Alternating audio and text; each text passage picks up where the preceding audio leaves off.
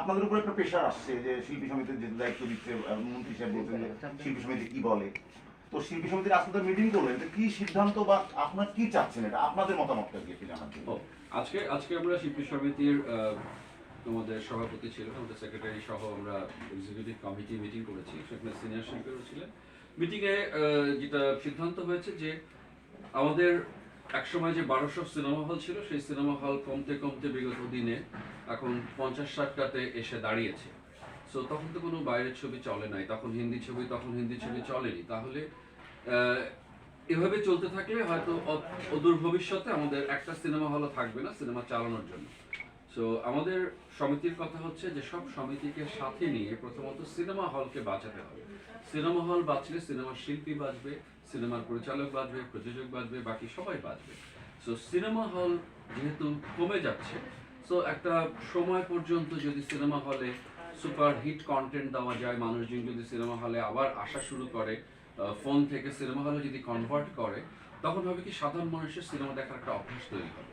সেই অভ্যাসটা যখন তৈরি হয়ে যাবে তখন নিত্য নতুন হল ওপেন হবে, আমরা আবার হল সংখ্যা বাড়বে, এবং হল সংখ্যা বাড়ার জন্য আমাদের মাননীয় প্রধানমন্ত্রী একটি বিশাল অঙ্কের টাকা দিয়েছে। তো সেটাকে অনেকে নিতে যাচ্ছে না, কারণ কন্টেন্ট নেই। তো যখন আমাদের দেশে বাইরের কন্টেন্ট আসবে তখন হল চালু হবে, হল বাড়বে, এবং তখন মনে করেন সাপোজ আমি একটা ছবি বানিয়েছি, আমি এখন ছবি বানাচ্ছি না কেন, কারণ ছবিটা বানিয়ে আমি চালাবো কোথায়, আমার হল নেই। তো যখন হলের সংখ্যা বাড়বে আমার মনে হয় যে অনেক প্রযোজক তখন, কারণ আমরা মনে করি যে বাঙালির যে মেধা আছে, আমাদের যে মেধা আছে, সেটি দিয়ে আমরা আমাদের কালচার, আমাদের রক্তে আমরা ধারণ করি, সেই কালচার দিয়ে, সেই মেধা দিয়ে আমরা যদি ছবি বানাই অবশ্যই ছবি চলবে। এবং আমি মনে করি ছবি বানাতে আসলে টাকার চাইতে মেধাটা খুব ইম্পর্টেন্ট। সেই মেধাটা আমাদের বাঙালি জাতির মানুষের আছে, এবং আমাদের প্রযোজকেরও আছে, পরিচালকদেরও আছে। হল নেই, ছবি বানাচ্ছে, কাজে 30টা হলে তো ছবির টাকা উঠবে না, একটা ছবি বানাতে কোটি টাকা লাগে। তো যদি আমার 700 সিনেমা হল হয়, যদি আমার 1000 সিনেমা হল হয়, আমরা আসলে সিনেমা হলটাকে বাড়াতে চাচ্ছি। এবং আমার মনে হয় সেই সিনেমা হল বাড়ানোর জন্য শর্ত সাপেক্ষে একটা নির্দিষ্ট টাইম ফ্রেমের মধ্যে যদি আমরা বাইরের ছবি এনে আমাদের হলে মানুষজন আসে, তাহলে আমরা মনে হয় যে আমরা ভালো সিনেমা অদূর ভবিষ্যতে আমাদের ইন্ডাস্ট্রিও দাঁড়িয়ে যাবে এবং একটা সুন্দর কম্পিটিশন তৈরি হবে। বলা হচ্ছে যে বাইরের ছবি আসলে নাকি অন্যান্য অনেক দেশের ইন্ডাস্ট্রি শেষ হয়ে গেছে, এরকম কি কোনো যারা বলছে, অনেকেই তাদের ব্যক্তিগত মতামত দিচ্ছে, ব্যক্তিগত মতামত নিয়ে আমি আসলে কোনো মত প্রকাশ করব না। তবে আমি বলতে চাই যে বাংলাদেশে এখন সোশ্যাল মিডিয়ার যুগ, এখন ক্লাউডের যুগ, মানুষজন অনেক ইম্পর্টেন্ট। আমি মনে করি আমার দর্শকরাই আমার সবচেয়ে বড় কিছু। দর্শকরা জানে যে কাদের কারণে হল বন্ধ হয়েছে, এখন তারাই যদি আবার নানা রকম মানে কথা বলে, সেটা আমার কাছে হাস্যকর।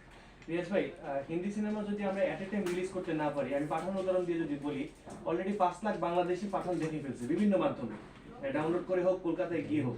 যদি আমরা এট এ টাইম রিলিজ করতে না পারি, যদি পরে বাংলাদেশে মুক্তি হয়, সেক্ষেত্রে কি এটা আমাদের জন্য সুখকর হবে? আমি আসলে পাঠানের কথা বলতে চাই না। আমি যে কোনো হিন্দি বলেন, বাইরের ছবি বলেন, বাইরের ছবি তো চলছে। সো যেটা হচ্ছে যে আমি এমন কিছু চাই যেন আমাদের সিনেমা হলটা বাঁচে। সিনেমা হলে যেন প্রযোজক না বলে যে আমি একটা বাংলা ছবি চালাচ্ছি, আমার দুপুরে আমার 2জন মাত্র দর্শক বসে, তো আমি কিভাবে হলের টাকাটা তুলবো? সো হলটা বন্ধ করে দিতে হবে। সো যদি এটা হয়, আমার আসলে আমাদেরও দোষ আছে। আমরা বাঙালিরা আমরা আসলে নিজেদের জিনিসকে অ্যাপ্রিসিয়েট করতে পারি না, বা হয়তো আমরা ওই লেভেলের কন্টেন্ট বানাতে পারি না। সো আমরা চাই অদূর ভবিষ্যতে আমরা ভালো কন্টেন্ট বানাতে চাই, আমাদের নিজেদের কন্টেন্ট বানাতে চাই। এবং আমি অনুরোধ করবো আমরা যারা বাংলা ভাষায় কথা বলি, বাংলাদেশে স্বাধীন দেশে আমরা বসবাস করছি, আমরা যেন বাংলা ছবি দেখি এবং পরিচালকরা যেন তাদের দেখার উপযোগী করে কন্টেন্ট বানায়। আমরা এখনো 2023 সালে আছি। সো 2025-এর কন্টেন্ট যেন আমরা বানাই চিন্তা করে, তাহলে আমি মনে করি অবশ্যই আমাদের কোনো আজকের অবস্থাটা এসে দাঁড়াতো না। যদি আমাদের 1200 হল থাকতো, তাহলে আজকে 1200 হল থেকে 2000 হল হওয়ার কথা ছিল, কিন্তু সেটি আমরাই নষ্ট করে ফেলেছি। এই দায় ভাই আবার আমাদের।